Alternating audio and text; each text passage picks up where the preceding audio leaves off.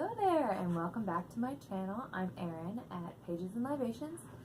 Today I'm not drinking a libation because it's like 3 o'clock, which I'm pretty sure was that time in all my other videos, but we just don't have much in the house right now, so I'm drinking coffee out of my fairy tale mug from Society 6. Super cute. Because I'm going to be reviewing Uprooted by Naomi Novik.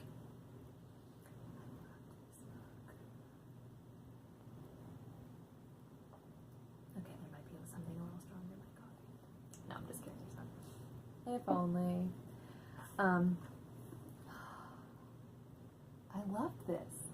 It took me a while to get through it, meaning like a week. That's a while for me. But I think it was just because the magic, the story was so well crafted. It wasn't something that I could just zip through. It was something that demanded my time and my attention, which I really enjoyed. This was the perfect fairy tale for adult me. Like, as a child, I loved fairy tales and just stories with strong females that I could pretend to be. My favorite was always Pocahontas because, I mean, hello, she stopped a war. Mulan saved China.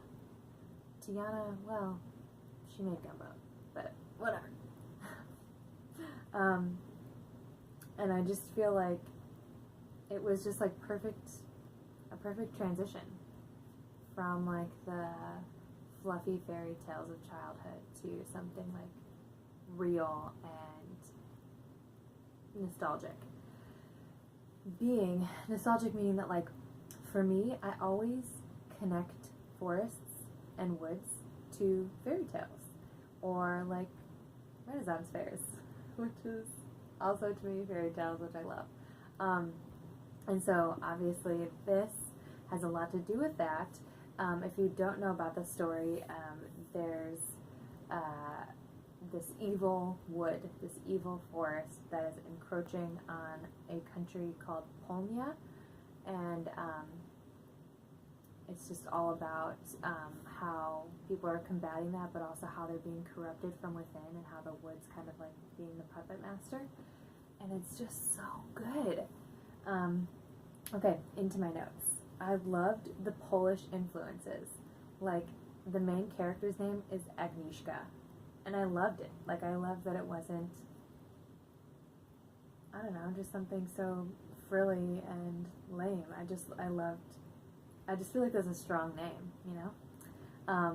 I saw a thing recently on Facebook that was like, with me, you're not getting a princess worth rescuing, you're getting a queen who's going to fight by your side. And I was like, yes. And I just thought that that's who Agnieszka was. Also, can I just say that she is one of, like, and I think I said it in my last video, that it's so rare for me to genuinely like main characters, and I really, really liked Agnieszka. I just loved everything about her. I loved the layers of her and her loyalty to family and where she comes from, and just her like ability for magic. I wanted to say something more lovely there, but nothing came. I liked the other characters. I liked Kasia. I loved their friendship. I feel like when people ask me, like, who are your favorite friends in books, it's so easy to say, like, Harry, Ron, and Hermione, but I feel like I'm kind of at a loss for the other friends in books, because it just turns into a wider explanation of why those characters aren't actually friends, or maybe why they're not the best of friends in my eyes. But I think Agnieszka and Kasia, their friendship is beautiful, and there's a part where kind of all of their jealousies and angers and dark thoughts towards each other are exposed to each of them, and it makes them stronger because of that. Because you can have like the best of friendships, and there's still something within you that like is resentful, and I just think that's part of us as humans, that like resentful and jealousy, and it's important to like lay all that bare, and I loved that part of it. I loved the dragon. I didn't love his name, Sarkhan. It felt very like Sarkhan. Live long and prosper. and be bitter and angry the whole time. Let's see, what else? Oh, the magic in this. I love that the magic, okay, so like the wood is obviously the antagonist, the enemy, the evil in the story. But the magic is also, for Agnieszka at least, her magic is described as like wandering through the forest and kind of feeling things out and finding her own path. And I just think that's so beautiful, because for me, I love to hike. I love to be outside, kayaking, camping, whatever. And when I'm hiking, I have a sense that it's a fairy tale. Like, I just love being in the woods. I just love being in nature.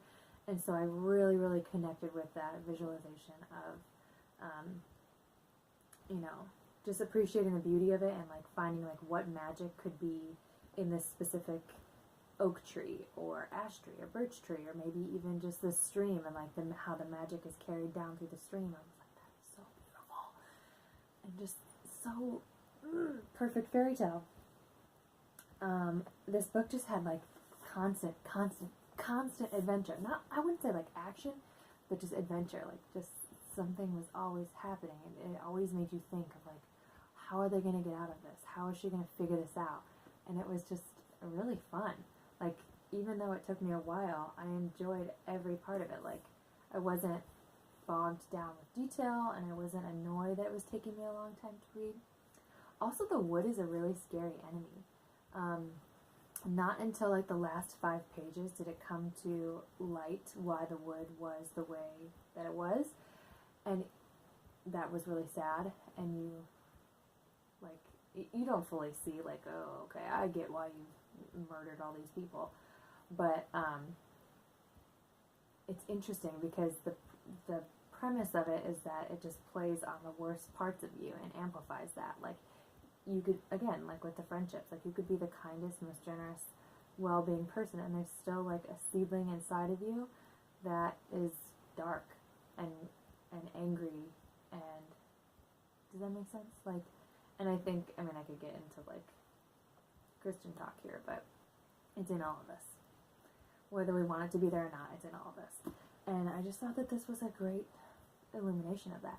Also, can I just say that I really loved that this is a standalone fantasy book. Don't get me wrong. I much prefer series. I love series because I'm really greedy and I want more and more and more of my favorite characters and the story. But it's also really nice to not have to pick up a book and invest a ton of time into it and know that I'm like, okay, this is a 3-book series and it's going to probably take X amount of time. And so it was just nice to just like, to have this one story, and I think it's perfect the way that it is, and I don't think I need to read more of it. If she decides that she's going to write a sequel, cool. I don't know where else she could go with it, but I would definitely read it. I'm really excited to read Spinning Silver. I thought that Spinning Silver was a sequel to this, but I think it's a separate story, which makes me even more excited to get to know those characters and get to know what culture she was inspired from and what fairy tale retelling this is. I actually don't know what fairy tale this is supposed to be a retelling of, because I know it's supposed to be something, and I thought it was Rumpelstiltskin, but now I realize Spinning Silver is probably Rumpelstiltskin. So maybe this is like Rapunzel or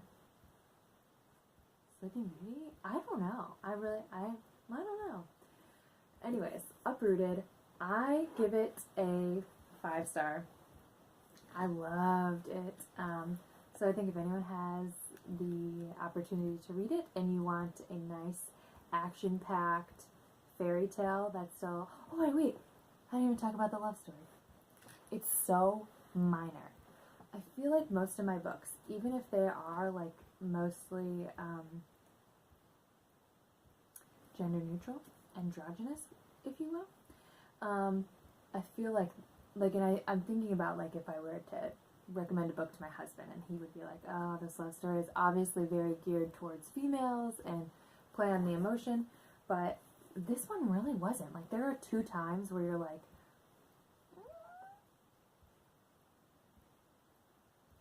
you know, two times, that's it, and it's over really fast. And then even in the end, you're like, huh, I feel good about this, it can go either way. I'm like, okay, I didn't even need it, and that's great.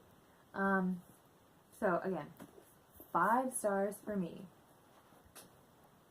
Thanks for watching. Oh, next I'm going to start, speaking of not wanting to start series, but whatever. I'm going to start Shiver. Shiver and Linger Forever. And this is a Red Riding Hood retelling. I'm pretty excited about this. Look at this cover. Gorgeous. So I will do a review of that when I finish. And thanks for watching.